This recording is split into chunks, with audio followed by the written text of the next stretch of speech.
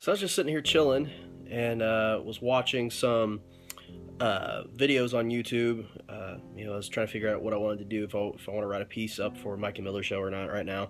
And I came across some videos about the hot topic of the week, which is The Walking Dead Season 7 premiere, which, spoiler warning, if you haven't watched the episode yet, turn off the video, stop it, pause it, go watch it, whatever.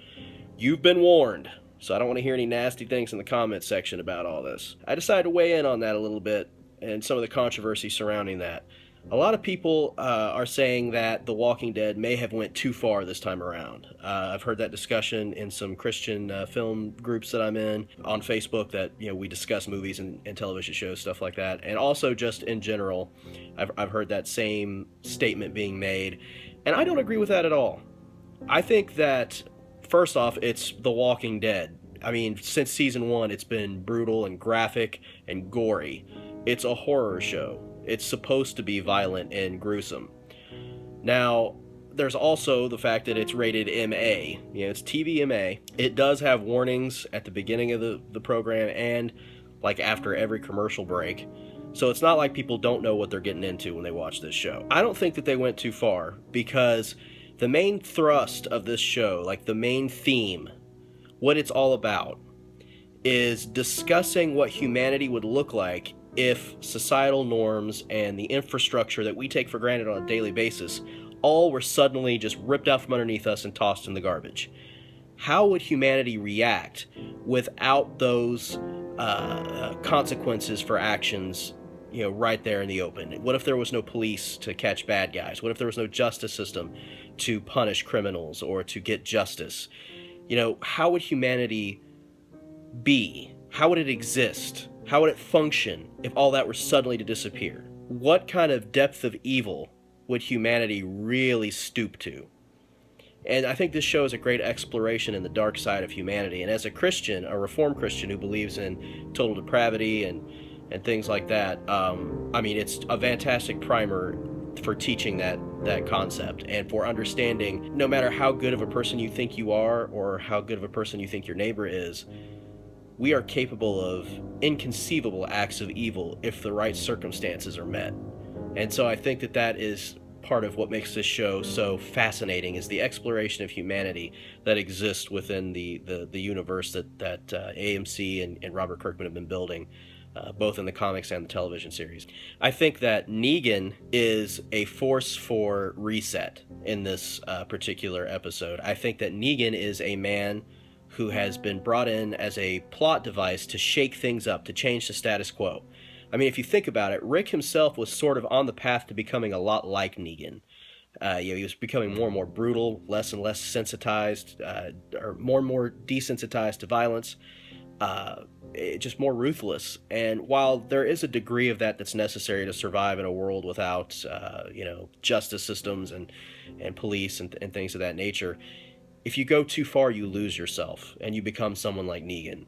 So I think that Negan is sent there in a way to sort of reset Rick, to break him down, and to act as a catalyst that will force him to become a better leader, the leader he was always destined to become. And I think that, it was necessary to show the graphic level of violence as a means of deconstructing Rick and the rest of the group, but also showing just how wicked this world really can be and how far gone some people really are. And they've never come up against something this evil, and they really want you to hate this guy in the show and in the comic, because The Walking Dead is a show that is built on mind screws. So what they're attempting to do here is to mind screw the audience, because they're going to make you love to hate this man, and then they're going to show glimpses of him throughout these next couple seasons. This is my prediction, that will make you almost want to like him, which then makes you look at yourself and examine yourself. You're like, wait, I shouldn't like this guy. This is a bad guy. There's nothing about this guy is worthy of honor or respect or me liking him at all. What is that saying about me as a person that I'm starting to like this guy? And the reason why I think that's very interesting is because it's just like Breaking Bad. Breaking Bad had a similar thing to it, where you did not want to like Walter White, but in some ways you were rooting for him. And at the end of the series, you realize you should have never been rooting for him. This guy was the bad guy, the villain of the story the whole time. So I think that's very interesting, and it's not the first time it's been done, but it's the first time it's really been done in the Walking Dead universe. Now, I think that we needed to see this huge traumatic event, and it had to have the graphic quality to it in order to really drive home the point, in order to really make us feel what Rick is feeling and the rest of the group is feeling. We had to be witnesses to that tragedy and that horror show as well. So I think it was necessary within the confines of the narrative of the story. Was it gross and disturbing? Absolutely. It was supposed to be. It was not something that you were supposed to take pleasure in. It was supposed to be something that sets up the narrative for you to say, that man is awful, and I hope that justice is served.